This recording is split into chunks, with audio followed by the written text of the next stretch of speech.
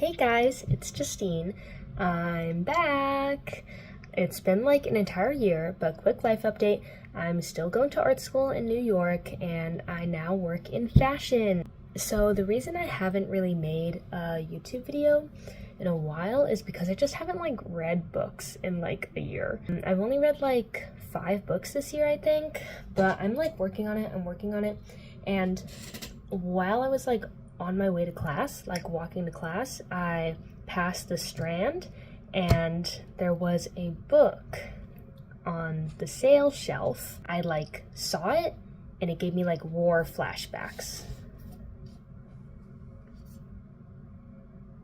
Hey girl, we meet again. I saw her for $5, so I was like, maybe I'll just get her and like reread her, you know? Like, I don't think I've ever officially reread City of Bones, which is crazy. So I had to buy it for nostalgia purposes, and it's honestly the first book I purchased in a while, but it was only $5, so very cheap. So me and my girl Cassandra Clare go way back. Here's my Cassandra Clare lore. So basically, I read City of Bones for the first time when I was 11, and I looked like this. And that was like the summer before 6th grade. I think it was one of the first YA books I read that I was like, whoa, like this is crazy, like this is life-changing. And I talked about it 24/7. I think this is the first like piece of media that I was like officially like in the fandom for. Like, I wrote fan fiction, I drew fan art, I got my friends to read it, I made my mom read it, and I was like annoying as shit. It started this obsession with all Cassandra Clare books, specifically like the Shadowhunter Chronicles, because this is the first book of a series of 6 books, and then after that series there's a prequel series of 3 books, and then after this series there's a sequel to this series of 3 books, and then there's a sequel to the prequel of 3 books, and then 3 more books are coming out that's a sequel to the sequel. I think this is like my 20th. I think I've read like 20 Cassandra Clare books. Yeah, I don't know. I can't count, but every single Cassandra Clare book that has come out that is about Shadowhunters, I have read.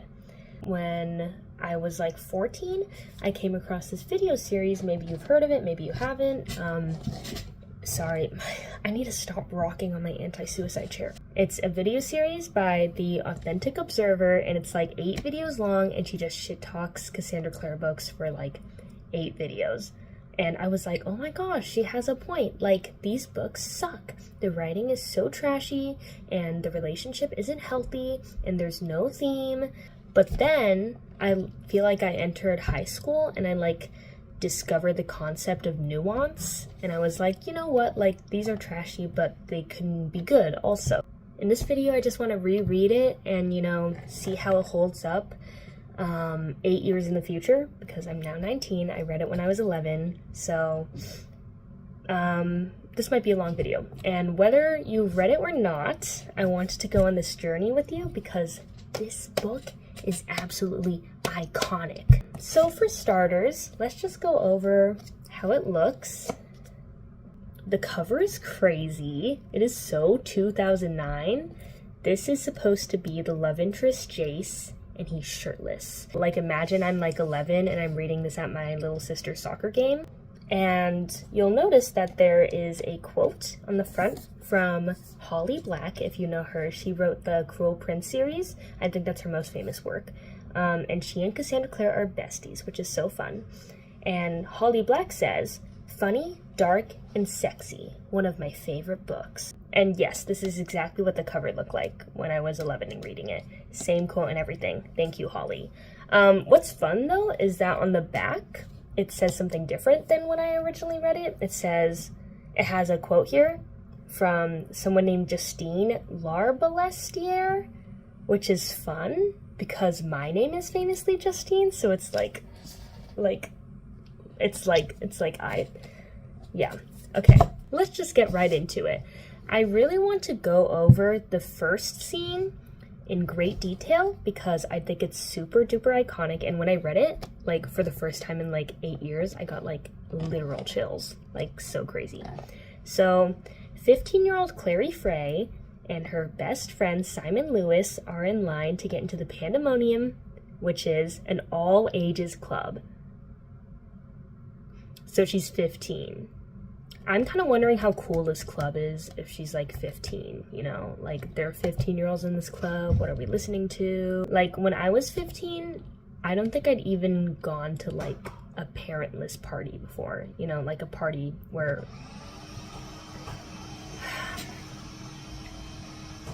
my roommates have decided to start vacuuming. So 15-year-old Clary being alone with her best friend at like a club was so crazy to me. So they're in line and they notice that there's a cool, sexy, blue-haired guy, and he's carrying like a stick, and he's like walking into the club, and Clary thinks he's cute, so she's keeping an eye on him. And we cut to this like blue-haired guy's POV for some reason.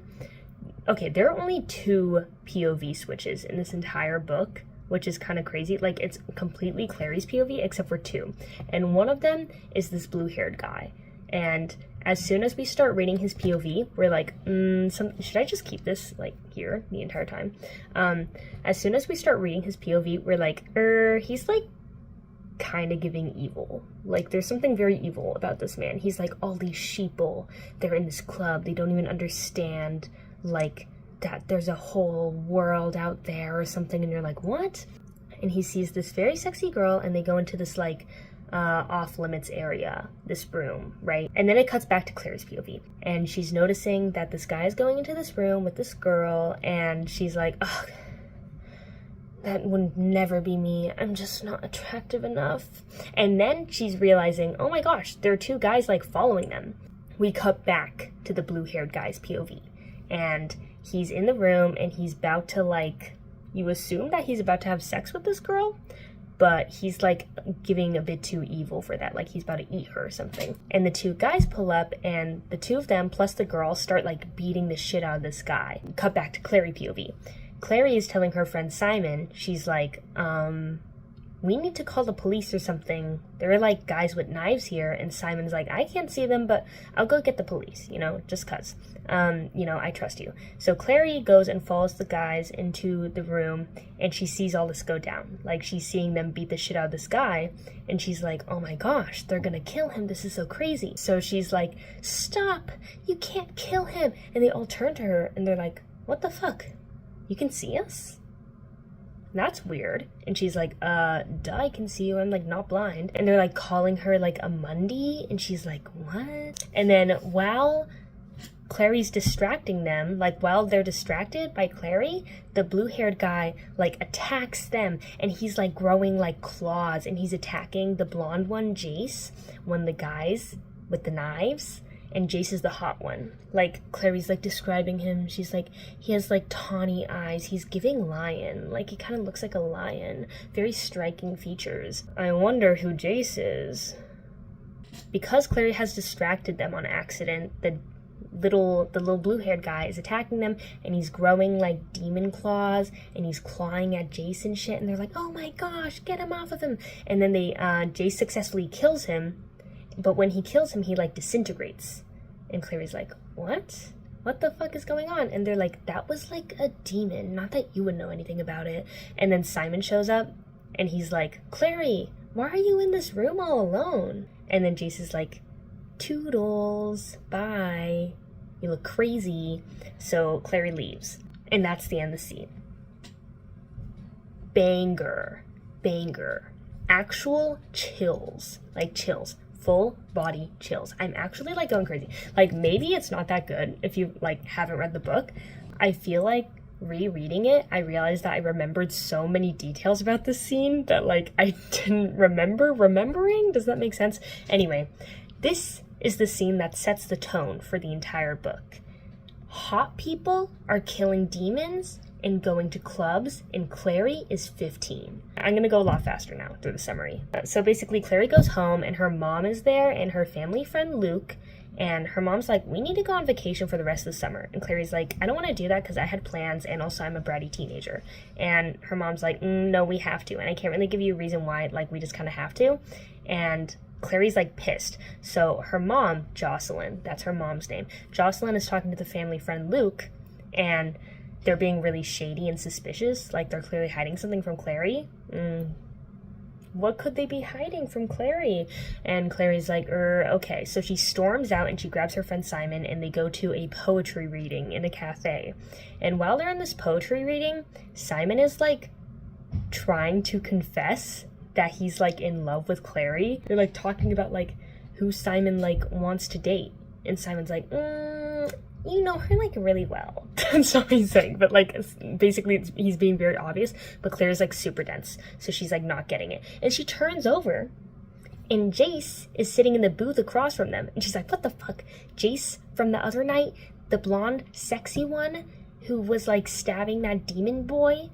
And Clary's like, oh my gosh. So she like basically ignores Simon, which is so sad, and she like runs off to chase Jace. Is it annoying that this is just here? I'm gonna put it down.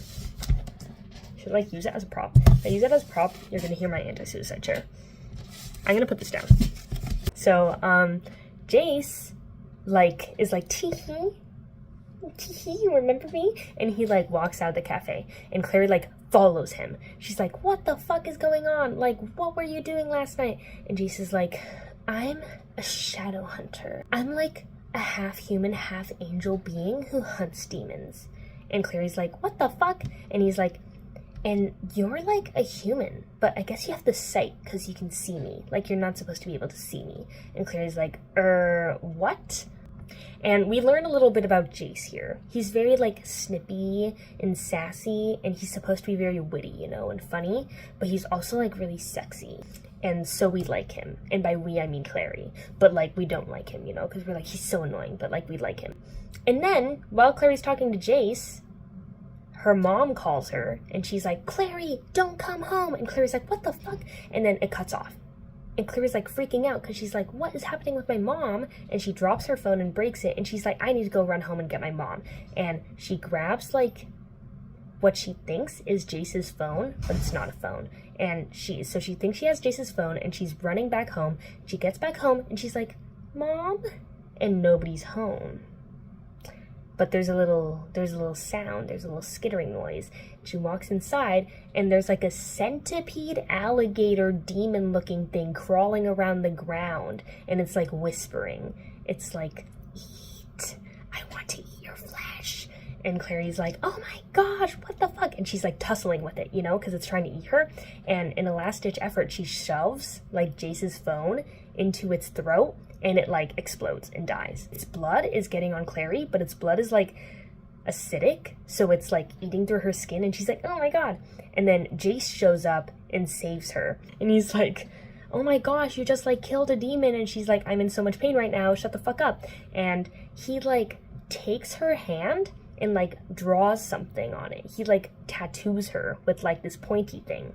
And this is so that they can hide from the police, because he's like, those aren't police officers. Those are like demons in disguise. We gotta disguise you. So he like draws a tattoo on her arm. And then like the demon police officers can't see her. And then he like picks her up and takes her somewhere, and she passes out. So Clary wakes up to Isabel, the sexy girl from the pandemonium, right? And she's like, oh my gosh, Jace brought you here, like, that's so crazy. And she's like, oh my gosh, hi, I'm Isabel. And Clary has like an interesting, I don't know, every time Clary sees Isabel, we have to like take note of how Isabel is like conventionally attractive and has like big boobs and is skinny, but Clary like is skinny, but she doesn't have big boobs. And she's like short, so she's like insecure about it. So Isabel's like, hey, you're in the Institute. The Institute is in like an abandoned church. And she's like in the infirmary in the Institute. And Isabel's like, everyone's like waiting to meet you, like, here, where's some of my clothes? And Clary puts on Isabel's clothes, and we have to hear a lot about how big Isabel's clothes are on her tiny body. She's just so petite, like Isabel's clothes are so big on her. So she puts on Isabel's clothes, and she finds Jace playing piano, and Jace is like, let's go. They go to the library where this old guy named Hodge is, and Hodge is like their mentor. So basically Jace lives in this Institute church thing with Isabel, her brother Alec, and Hodge, and also Isabel and Alec's parents, but right now they're not there because they're out doing politics stuff, which is just an excuse to not have parents here. So Hodge is like, hey, I'm Hodge. I heard you killed like a demon. And she's like, yeah, I guess I did. And then there's like an evil cackling. And like a chair turns around. And it's like Alec, who's the other guy from last night, who's like Isabel's brother, right? And Alec's like, I don't believe you killed a demon. I don't think you could have done that. You're just like a mundane, so you couldn't have done that. And it's like obvious that Alec doesn't like Clary like at all. But Jace is like defending her and stuff. So like, what's up with that? First of all, it's said that Alec has never killed a demon before, so honestly I get why he's mad at Clary, because like I'd be so jealous. Like, bro's like a whole 18-year-old and this 15-year-old just like killed this demon and she didn't even know what demons were, you know? Like, that's embarrassing for you. And Hodge is like, you must be like part shadow hunter or something. And Clary's like, no, my mom's like a human and my dad like died in a car crash a bit ago, like before I was born, and so he couldn't have been a shadow hunter. And then we get like a huge info dump from Hodge. Hodge is like, yeah, basically, maybe all this is happening because Valentine is back. And you're like, oh, who's Valentine? Valentine is like Shadowhunter Voldemort. And they're like, he died 15 years ago. Clary's 15. What's up with that? And Clary's like, oh, LOL, unrelated lore, thank you for sharing. Then Clary's like, I need to like call a guardian. I need to call a parent or guardian. Clearly my mother has been kidnapped. I need to call our family friend Luke. So she dials Luke, beep boop beep boop. And she's like, hey, it's me, Clary. I think my mom just got kidnapped. Can I come stay with you? Like, what do we do? And Luke's like, why are you calling me? Like, I'm not like your dad. You need to like not call me and you need to go away. And Clary's like, what the? Like, that was very unnecessarily mean of Luke. So she starts, like, crying. And I remember this quote so vividly. And then Hodge tells Clary when she's crying, most people don't cry when they're upset or frightened, but rather when they're frustrated.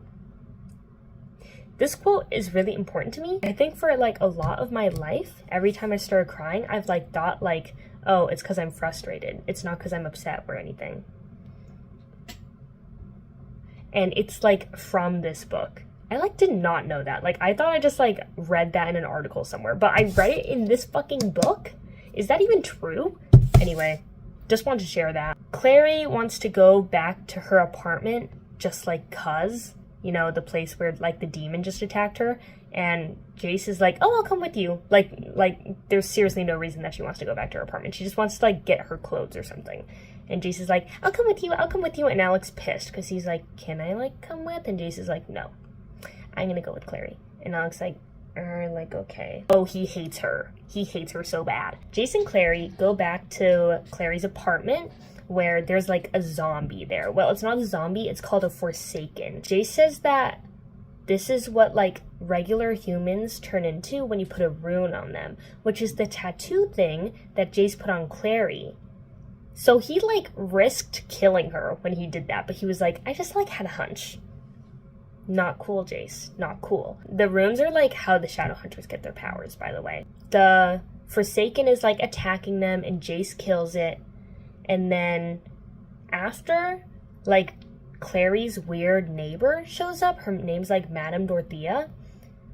And she's a, like, witch. But she's, like, a fake, like, human witch, right? But she's being very cryptic. And she's like, hey, can I, like, read your tea leaves? And for some reason, they feel like they have time for this. So they, like, sit down and they, like, talk to Madame Dorothea. She has a few good lines. She says, Jace is, like, making jokes or whatever. And Madame Dorothea says, if you were half as funny as you thought you were, my boy, you'd be twice as funny as you are. I think this is really a sign that I've been in art school for way too long. Because, like, to this day, I cannot figure out, like, what this means. Like, I was, like, trying to do, like, the math. I was like, okay, so this is, like, how funny he thinks he is. And this is how funny he really is. If he was twice, if he was half as funny as he thought he was, so it's, like, half, then he'd be, if he was half as funny as he thought he was, this is how much he thought he was, this is how much he really is funny. He'd be twice as funny as you are. So this means that he thinks he's very funny, but he's not funny. Okay. That took me, like, so long. Madame Dorothea also reads Jace's tea leaves, and she says something very important. She says, I see violence in your future, a great deal of bloodshed by you and others. You'll fall in love with the wrong person. Also, you have an enemy. Fall in love with the wrong person, keep that in mind. Who's a person that, like, you're not supposed to fall in love with, you know? Keep that in mind. Mandorthea also explains, besides all these stupid-ass quotes, that she is friends with Clary's mother, and they are basically hiding out together, and that she's a witch with, like, a force field over their apartment building. So they basically made a deal to, like, hide Clary's mom.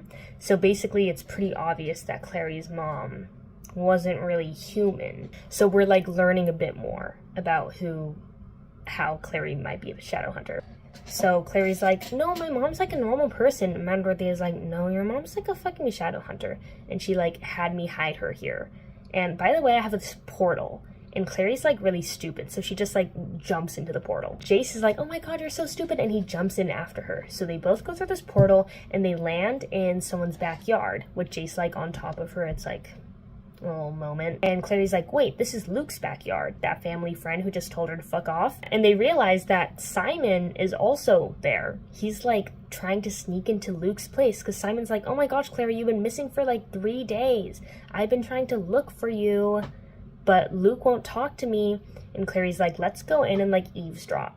So they go in, and Luke is talking to these two, like, hooded shadow hunter figures.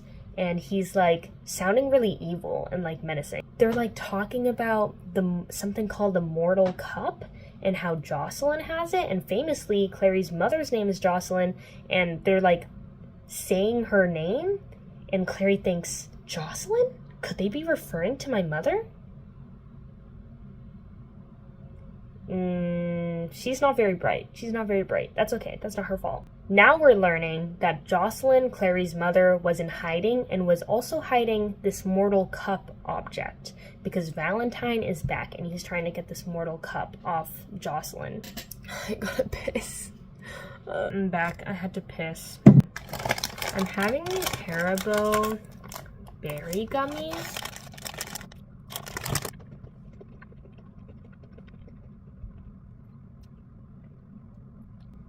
Okay, so they're eavesdropping on Luke, right? And Clary's like, oh my gosh, Luke is betraying my mother because he's talking to these evil people.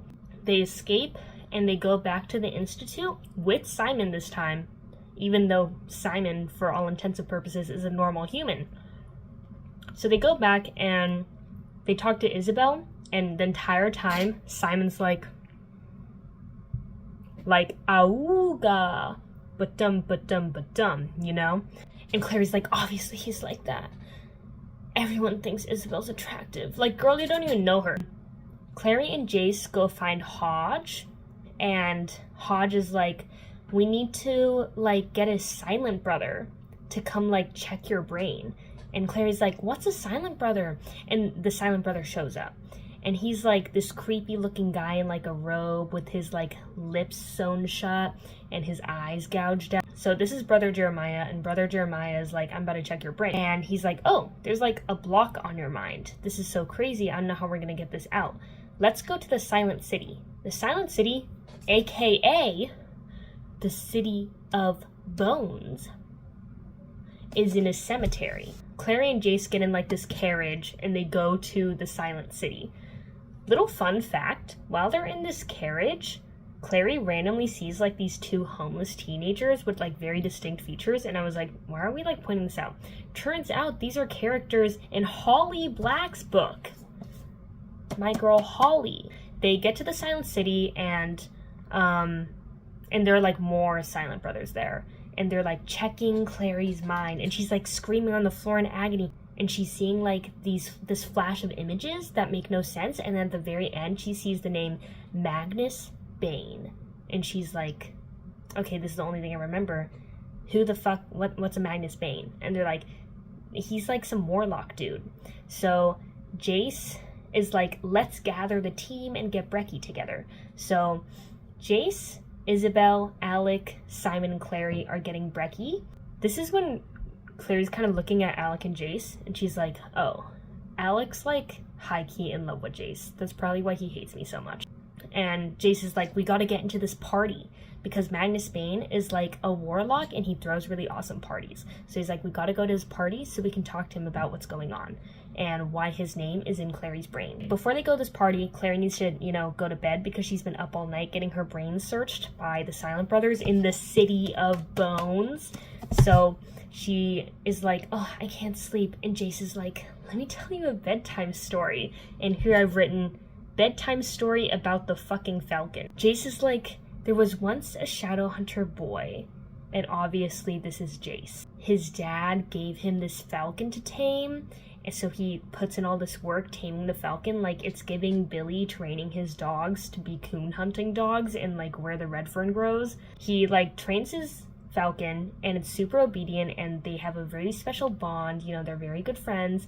And he shows the falcon to his father and he snaps the falcon's neck. And he's like, you taught this bird to love you. That's not what I told you to do. I told you to make it obey. To love is to destroy. And that's the end of the story. And Clary's like lying in bed like, what the fuck? Good night, I guess. And then like a few hours later, Jace wakes Clary up again and he's like, we gotta go to the party. So Isabel gets Clary all dolled up in like this super short dress that like she's never worn before. Like she never dresses like that, you know. She would never dress like that. She's only dressing like that because Isabel's making her dress like that. And while Isabel's like doing her makeup, Clary's like, so is Alec gay? And Isabel's like, oh! Like she freaks the fuck out. She's like, you're not supposed to know that. I guess nobody here has gaydar except for Clary. And Clary's like, I don't see why that's like a big deal. And Isabel's like, no, he'd like get disowned if they like found out. So like nobody can know. Apparently Shadowhunter Society is not very progressive. They head to Magnus Bane's party in Brooklyn. Magnus is the High Warlock of Brooklyn. This is so fun because like I live in New York now, so I'm like, yeah, I know all the good parties are in Brooklyn, it's whatever. I'm so not cool. This is where they meet Magnus Bane. He's this also very sexy, like Asian guy with like spiky hair and he wears like crop tops and shit. And he's like very glittery. So they go and they talk to Magnus and he's like, oh yeah, I know you. Your mother took you to me to wipe your memory of all the magical stuff. And Claire's like, my mom did that? And Magnus is like, yeah, Jocelyn, we're like tight, you know? We're tight. I'm tight with you. You don't know it though. And then Clary's like, what the fuck? Well, can you like give my memories back? Can you like reverse it? Magnus basically just has Clary like look at like this book of runes, like the tattoo things that they wear, and then Clary's just like looking at it, and I think like just by looking at it she's like getting her memories back or something. I don't know, it's like really, it's very underexplained. And then Isabel comes up and Isabel's like, oh my gosh, Simon's like a rat. And they're like, what? And Isabel's like, no, he's like literally a rat, like he took a shot of something and he turned into a rat. Clary goes like crazy because Simon's like her bestie, right? And she's like grabbing Isabel and she calls her a bitch. Like, girl, she's so feral, like calm down. So she goes and picks up Simon and she's like, I guess we'll just take him home. And she puts Simon in her backpack because Magnus says that the curse will wear off like after like a few hours, so it should be fine. So she puts Simon in her backpack, but somebody pickpockets her and takes Simon the rat. And she's like, who did this? And then Magnus is like, it was probably a vampire because like sometimes they turn into rats and they probably thought that was one of their friends or something.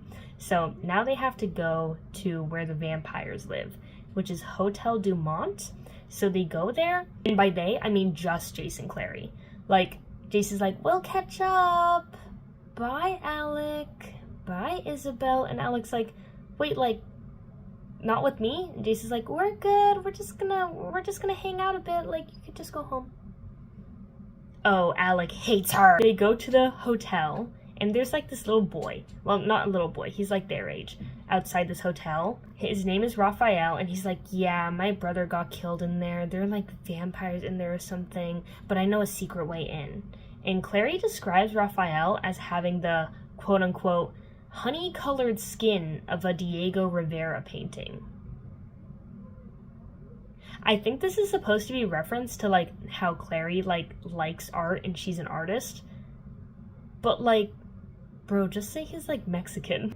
Cassandra Clare's like so white, it's like so silly, but I think that's fun. They get into a bit of a confrontation because Raphael is actually not a human boy. He's a vampire, and he's like leading them into a trap. So they freak out, and Jace is like about to stab Raphael, and then all these other vampires, like it's like a shit ton of vampires, and they're like, well, we do have Simon the Rat, and we don't really want him, but also we don't want to give him to you just because we're like meanie like that, and also because Jace is about to stab our leader Raphael. And Jace is like, no, I'm not going to stab him, just like give him the rat. He's very bad at negotiating this hostage situation. So Clary just like darts forward and grabs Simon, and then there's like this whole fight breaking loose. And then all these wolves start crashing into the hotel, and they're werewolves, and they're like, we want Clary. And the vampires are like, we don't know who Clary is, but now that you want her, we want her too, so we're gonna fight. So they start fighting, and Jace is like, oh my god, we're in the middle of this. And they escape, and they grab a vampire motorcycle, which they were talking about a little bit in the party. They were like, LOL, legend says that they like fly or whatever. Clary and Jace get on this motorcycle, like Clary and Jace and Simon in rat form. And Jace is like, yeah, I know how to drive a motorcycle. It's like totally fine. And then he just like drives it off the roof. And it flies, yay! And they're like on a magical flying motorcycle ride through the city. But then the sun starts coming up, and Jace is like, oh fuck, it doesn't work when the sun's up, and they like crash land. But they're like fine. And then Simon turns back into a human. He's back to Simon. And then Clary's like, oh my gosh, Simon, I'm so happy you're safe. I was so worried. And they hug, and Jace is like he's not happy. They get back to the Institute, and this is when Alec, the gay one, confronts Clary. He is not happy. He's like, this is all your fault. You could have gotten Jace killed. And Clary's like, he does like dangerous shit all the time. And Alec's like, the difference is that he didn't bring me this time. And he's like yelling. He's like really pissed. And then Clary's like, well, you're only pissed because you're in love with him and you're like jealous or whatever the fuck. And then Alec gets like really mad and grabs her and like slams her against the wall. And he's like, never say that again. Never say that again. And then he's like, oh, so sorry. And then he like walks away. He's so loser. I like totally forgot how pathetic Alec was in the book, because like I remember him being my favorite character, but I'm like, he's so loser core. Like he sucks. Anyway, Clary and Jace go to the greenhouse because Hodge told Jace that it's Clary's 16th birthday. But here's my question. How the fuck does Hodge know when Clary's birthday is? Like, is that part that's like the exposition? Like when Hodge was telling her that like one of her parents must be a shadow hunter? Was she telling him her birthday? Like, anyway. So they go to the greenhouse, and Jace has a little picnic set up for them. It's very romantic, and he's like, I have a gift, and it's a glowing rock called a witch light that all shadow hunters have. And then it's getting really steamy, right? Ugh, sorry, my anti-suicide chair is so loud. Holy fuck. Clary, like, slips, and Jace, like, catches her, and then they're kissing. I remember, like, not caring much about Clary and Jace's relationship when I originally read this when I was 11. But reading it back, I'm like, this is kind of cute. Like, they're kind of cute. I don't know. I'm rooting for them. Clary and Jace head back, and they're, like, holding hands. And then Simon comes out of Clary's room while they're, like, kissing again. And he's like, what the fuck? And Clary's like, oh my gosh, I'm sorry. Like, we weren't even really doing anything. And Jace gets really offended. He's like, ugh. Whatever, I didn't know you were, like, taken or whatever. And Clary's like, what? And he, like, walks away. And he's, like, really pissed. And Clary's like, what the fuck just happened? And Simon's also mad at her. And she's like, why are you mad? And he's like, 'cause you're, like, kissing another man. And then Clary's like, what? What about you and Isabel? Because Simon was like, auga ba-dum for Isabel, right? But he said, this is so good. Like, some dialogue parts, I feel the urge to, like, read out loud. This is one of them. Simon goes, I was trying to make you jealous. He's, like, yelling now. You're so stupid, Clary. You're so stupid. Can't you see anything? And then Clary goes, trying to make me jealous? Why would you try to do that? Bro. That's actually, like, the worst thing you could possibly say. It's, like, totally whatever. But, like, holy fuck. Like, she handled this, like, literally the worst way you could possibly handle, like, anything that could possibly, like, be handled. And Simon's, like, obviously pissed. And he, like, storms out. And Clary's like, oh. I guess I fucked up. And Simon's like, I've been in love with you for 10 years. You're a fucking idiot. Don't you ever think? And honestly, he's so right for that. Like, that's so crazy. So Clary gets depressed because she lost Simon and she lost Jace. None of these guys like her anymore. So she goes and she's like drawing her little sketchbook, because she's like a drawer, right? She's like an artist. She's an artiste. She's actually taking classes at Tisch, NYU Tisch. Here's my qualm. Why isn't she taking classes at Parsons, huh? Why Tisch and not Parsons, huh, Clary? Care to explain why Tisch and not Parsons? So she's drawing, and she's realizing that, like, her drawings are, like, coming to life. Like, she can, like, touch them. So she draws, like, this coffee mug, and she, like, grabs it out of the page. Like, a real coffee mug. Like, what? And she's, like, freaking out, and somehow this revelation is making her realize that the mortal cup, the thing that everybody's looking for, is in one of the tarot cards that her mother hand-painted for Madame Dorothea, the creepy witch neighbor who read their tea leaves. How did she come to this conclusion? I don't really know.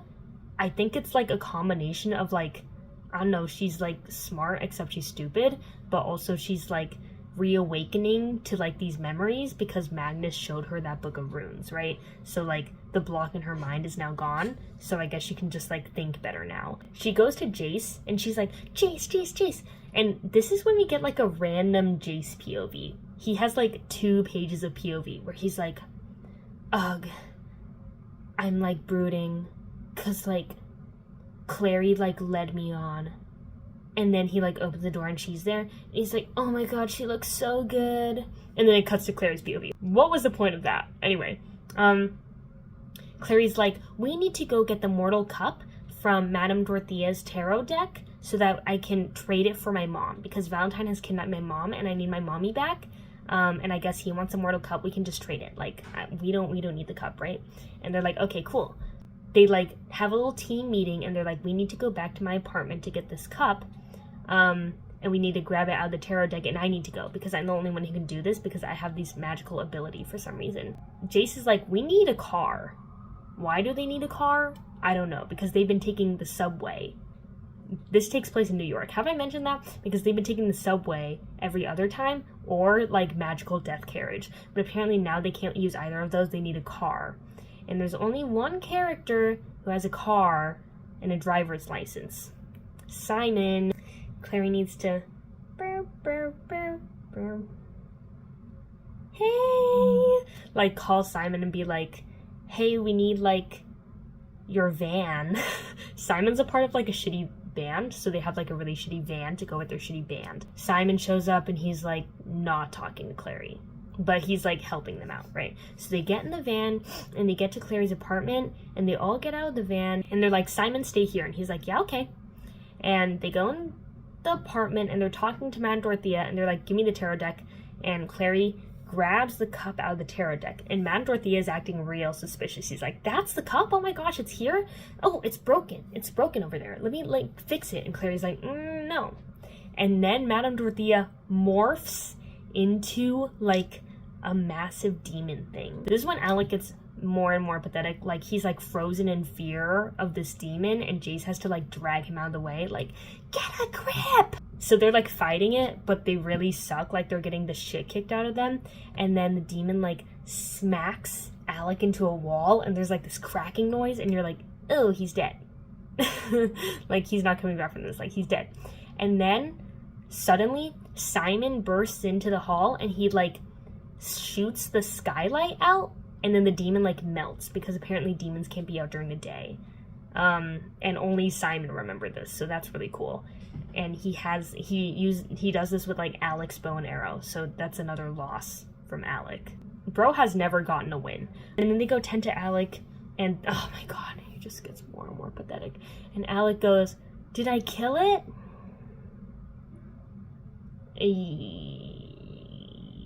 And Clary, because she's like a nice person, she's like, yeah, you killed it. And Alec's like, yes! Oh my gosh, I did it! They rush Alec back to the Institute and they put him in the infirmary, and while they're waiting for him outside the infirmary, Clary and Jace are about to make out again, but they're caught by Hodge, And Hodge is like, oh my gosh, you have the mortal cup? That's so crazy. Wait, can I see the mortal cup? And he's like holding it and stuff. And then suddenly his raven. What's the difference? He has like this raven that's always on his shoulder. His raven attacks Clary and like is like trying to gouge her eyes out. And she's like, oh my gosh, what the fuck? She like fights the raven off and Jace is like unconscious. Like Hodge somehow got him unconscious and he has the mortal cup. And then Clary's like trying to get to them, but there's like an invisible wall separating them. And then Hodge takes the ring off Jace's finger and like twists it. And then he summons Valentine, and Valentine's like, my loyal servant. Bro betrayed them. Hodge is like, I got the mortal cup because... I'm like missing so much shit. Because Hodge plus Jace's dad, who is dead, plus Alec and Isabel's parents, who are doing politics right now, so they aren't here, were all in the circle, which is like the Death Eaters, but like... not. So they got punished after Valentine died because they were trying to do an evil thing. They were trying to kill all the downworlders, who are the vampires, fairies, and warlocks. I like missed so much lore. Can we go back? So, casual lore drop, Valentine was the big bad who was trying to kill all the downworlders, and all the downworlders are the vampires, werewolves, warlocks, and fairies. So, like, the magical beings who aren't shadow hunters or angels or demons, right? So he wants to kill all of them, but he also wants to make more shadow hunters forcibly with the mortal cup. So if you put blood in the mortal cup, and then you make a human drink it, they could become a shadow hunter. They could, or they could die. So he's like, I want to do that. And everyone's like, this is unethical, you cannot do that. So as a punishment, after Valentine allegedly died, Alec and Isabel's parents got off easy because they were very like higher echelon of shadow hunter, but Hodge was like kind of giving peasant, so he had like a very bad punishment, and his punishment is that he's never allowed to go outside, I guess, ever again. He's stuck in the institute. That's why he never goes with them on any of their missions, because he's stuck in the institute. So Hodge gives Valentine the mortal cup, and he's like, so you'll lift my curse that I'm stuck in the institute? And Valentine's like, yeah, and he just does it. I don't know how he has this ability. It's like kind of weird. He lifts the curse and then he kidnaps Jace and the mortal cup. And then Clary, the entire time, Clary's like banging on the invisible wall, but I guess it's up so Valentine can't see her either. But she can see him, which is weird. Like, why would Hodge do that? The portal closes with Valentine, Jace, and the mortal cup gone, and it's just Hodge, and he walks out, and Clary's like, you need to free me, and he's like, no. And he walks out and feels the sun on his face for like the first time. Like, he's high-key, like, I feel really bad for him, okay? Like, that kind of sucks. So he's like crossing the street when Clary figures out how to take the wall down. She just like draws a rune on it. She's like suddenly very good at this rune drawing business, and the rune like shatters the like force field, and she runs after Hodge. She chases him down the street. She like catches him. She's like, why did you do that? You need to tell me where Valentine's lair is right now so I can save Jason the mortal cup. And he's like, no, instead I'm gonna try to kill you. And he's like trying to kill Clary with his like flying knife discs, and then a wolf shows up and attacks Hodge and almost kills him, and then it turns on Clary, and Clary's like, oh my god, a werewolf. And it morphs into Luke. Oh my god. Luke, remember the family friend Luke who is mean to Clary? And then like Clary passes out. Clary passes out a lot. And she wakes up in like this basement area, and it's like a cage. She's like in this cage, and Luke's like, hey girl, it's me. I'm a werewolf. Clary's like mad at Luke because she thinks he's evil, because remember he was talking to those like evil sounding shadow hunters, and he also was mean to Clary over the phone. So Clary's like, why should I trust you? And Luke's like, I'm about to give you a lot of exposition. And then he says, and I think we have time for it. No, Luke, no you don't. No you don't. Valentine just took the mortal cup and kidnapped Jace. But he monologues for like 10 pages. It's like a whole separate chapter called The Werewolf's Tale. 1, 2, 3, 4, 5, 6, 7, 8, 9, 10, 11, 12, 13, 14. He monologues for 14 pages. And, like, I don't want to read the entire thing and, like, speed it up to show you just how long it is, but let me read you, like, a segment of it just to show, like, how much time Luke was taking to, like, tell Clary the story. He says, "My pack were the first at the door. We burst into the hall, tearing the night with our howls, and were followed by fairy knights with weapons of glass and twisted thorns. After them came the night children, with bared fangs, and warlocks wielding flame and iron. As the panicked masses fled the hall, we fell upon the members of the circle." So this is how, like, descriptive and detailed he's being with his story. Like, bro, your freaking friend Jocelyn, Clary's mom, is kidnapped, and also Jace is kidnapped. Like, it's actually bad, and I would actually say that we are in a hurry. In this whole exposition, basically, Luke used to be a member of the Circle as well. Almost every adult character we meet is going to have been a member of the Circle. So Luke was also a member of the Circle, and he used to be a shadow hunter until he got turned into a werewolf, and he was, like, best friends with Valentine. But remember, Valentine wants to kill all downworlders. So when Luke became a werewolf, Valentine was like, "You need to go into the forest and kill yourself."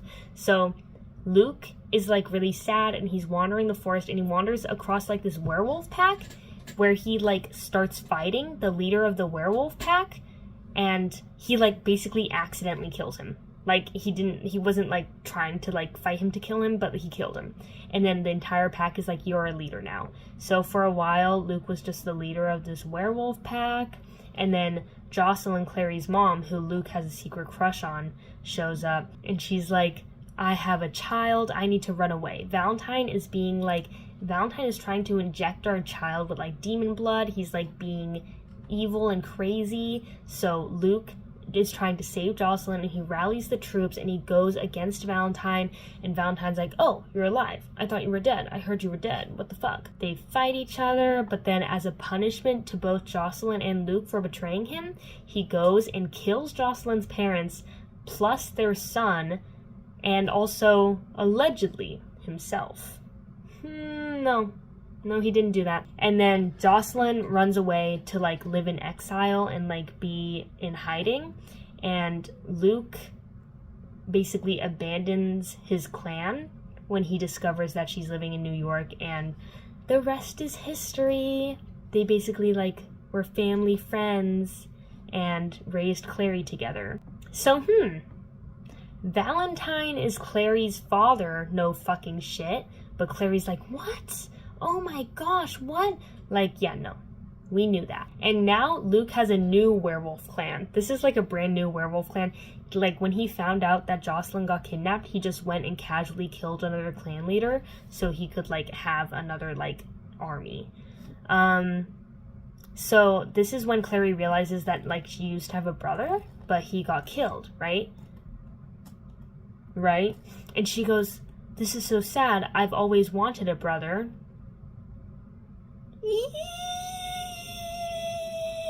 For so many reasons, that's, like, so crazy. Like, that's so crazy. You do not want a brother, girl.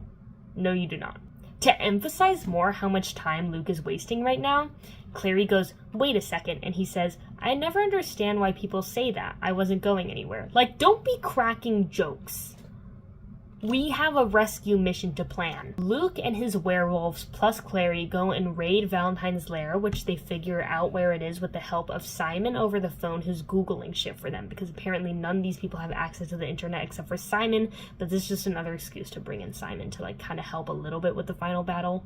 So they go to Valentine's lair. They find Jocelyn, Clary's mom, who's in, like, a coma, and she's, like, chained to this bed. Then Clary finds Jace, and he's, like, weirdly calm. Like, he's acting really weird. He's, like, in new clothes. He's, like, living luxuriously. He's like, "Hey, girl, you should meet this guy. Like, Valentine is, like, cool as shit." And Clary's like, "What?" And he's like, "Yeah, like, Valentine's my dad. Like, I didn't know that. Like, I thought my dad was dead, but it turns out Valentine's my dad. That's so crazy."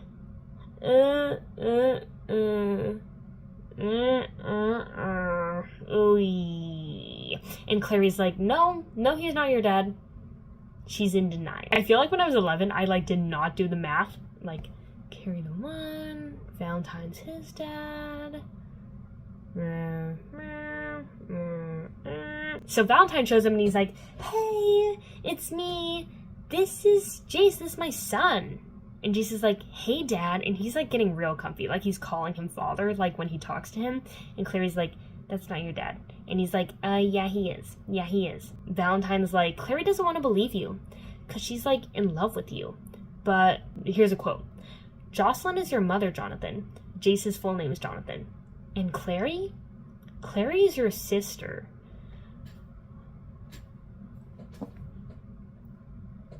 Lives were lost. Yikes. Yikes. Ooh, that's rough. That's real rough. That's real rough.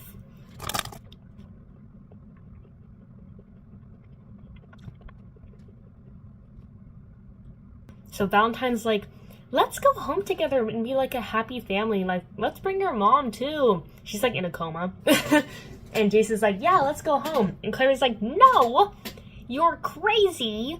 And you put my mom in a coma. So Luke shows up in his werewolf form and he starts attacking Valentine, but Valentine's like overpowering him, and Clary's like, Jace, you have to help him, and Jace is like, I'm really conflicted because like this is my dad, and Clary's like, please Jace, and then Jace turns on Valentine and tries saving Luke, but Valentine's like, oh, you are a traitor, I was so proud of you, I loved you, okay, fine, I'll get you next time. And he escapes through the portal with the mortal cup. And that's the end of that. Epilogue time. It's time for the epilogue. Clary and Simon are on good terms now. Somehow. I think they never really talked about it. They just like kind of forgot about it or something. And I think Simon's happy now that Jace is Clary's brother, because now he's got another shot. Hey! Like, good for him. Simon is driving Clary to the institute. She gets to the institute, and before she like gets out of the car, he like kisses her on the cheek. So there's something going on there. Alec is alive and well, thanks to Magnus. Maybe something going on with Magnus and Alec, maybe. And Isabel and Alec still don't know that Hodge betrayed them. Like, they just think that like Hodge like disappeared somewhere. Alec and Clary are like chill now, because Alec really appreciates that Clary lied to him and told him that he killed that demon when he didn't.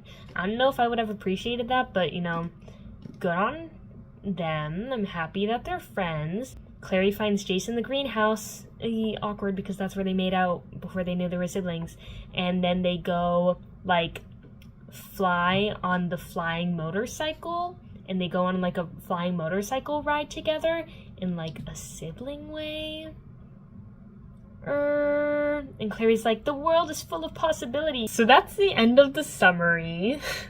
I honestly didn't expect to like this book on a reread as much as I really did. Maybe I'm just like, I just don't have very high standards, but I was like, this kind of banger. I love how descriptive Cassandra Clare's writing is. Like, she just like be describing shit. So one thing that's of note, no matter how many times I read this book, I feel like the sibling reveal is still insane. Like, that is so crazy, because Clary and Jace spend like every second of this book together, and every time they're together, the sexual tension is crazy. So like, to get to the end of the book and find out that they're siblings is crazy. Like, Cassandra Clare did not have to do that. You know, she could have decided that they weren't siblings, or she could have decided that they are siblings, but they didn't do all that. Like, she made that conscious decision, and honestly, I can't like decide if that's like iconic of her or like horrible. But I feel like when I was 11, I like wasn't like, ew, that's gross. I was like, oh, interesting problem. I wonder how this will be solved. You know, I was like, well, they're supposed to be together, because I feel like when you're younger, you're like, every time two characters like are even mildly flirty in a book, you're like, yeah, they're soulmates and they're gonna be together forever. So I was like, well, I wonder how they're gonna solve the sibling problem. This anti-suicide chair is so freaking loud. Oh, another thing, I remember when I was 11, Alec was the very first like gay main character I've ever read like in my entire life. Like, I didn't know that you could even write characters who were gay when I was 11, so I was like, oh my gosh, this is revolutionary. Alec is my favorite character. I love him. But, like, on a reread, I'm like, he is such a loser in this book. Like, bro doesn't get like a single win except for like Magnus flirts with him a little bit at the party and it's literally one sentence. Like, is that his win? Like, he's losing 99.9% of the time in this book. Like, this is your king. I related a lot to Clare because she talks a lot about being jealous of girls with like big boobs and who are tall. And when I was 11, I didn't have boobs and I was short because I was 11. But I was like, Clare like represents me, you know, like she's so me. And like when Jace is talking to Clare in the greenhouse and he's like, I think you're beautiful. It's like he's telling me that I'm beautiful because I was like flat chested and like short and I was like, whoa, can be beautiful even when no boobies? What? When I like first read this, I was famously 11. I keep saying that. And so the characters are like 15 to 18. And to me, that was like so old. It kind of put into my mind as an 11-year-old that when I was 15, I was going to be doing crazy shit. Like going to like the all ages club alone with my best friend. Or like going to poetry readings. Or like having flirty banter with like sexy guys. But when I was 15...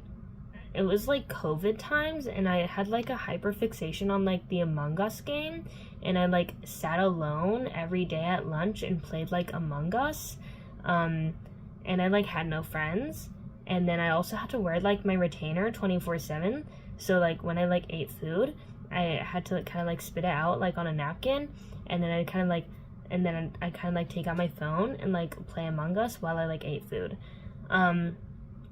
So that's what I was doing when I was 15. So I feel like it was really this book that kind of like set my expectations for how being a teenager would be.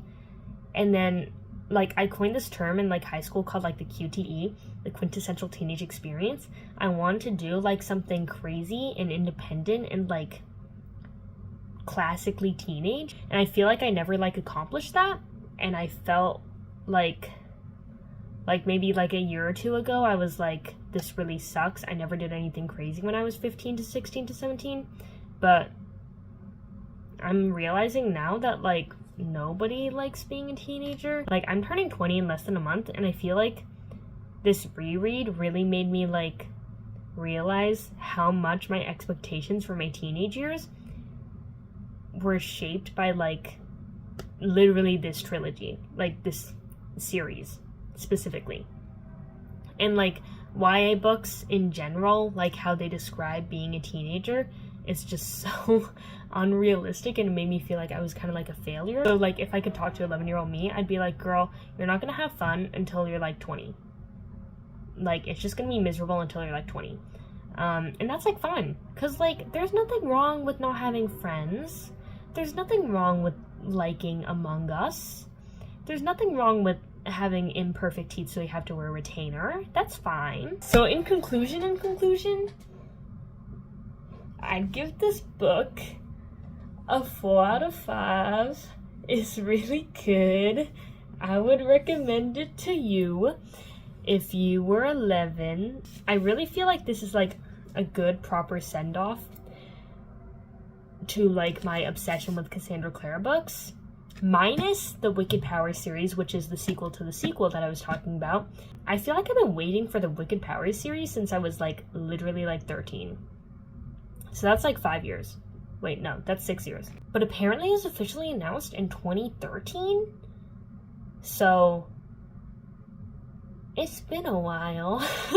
It's been like 10 years and it's coming out in 2026 allegedly, but I feel like she said that it's coming out earlier before. And like I remember in middle school I had like this whole countdown to when Wicked Powers was coming out, but then it just like never came out. Cassandra Clare, if you're listening to this, can you hurry the fuck up? I'm trying to read that freaking book. Thank you. Anyways, thanks for watching. Check out my other videos if you love a good yap. I love a good yap. See you next time, which could be in 2 weeks or it could be in 2 years. You never know. And bye.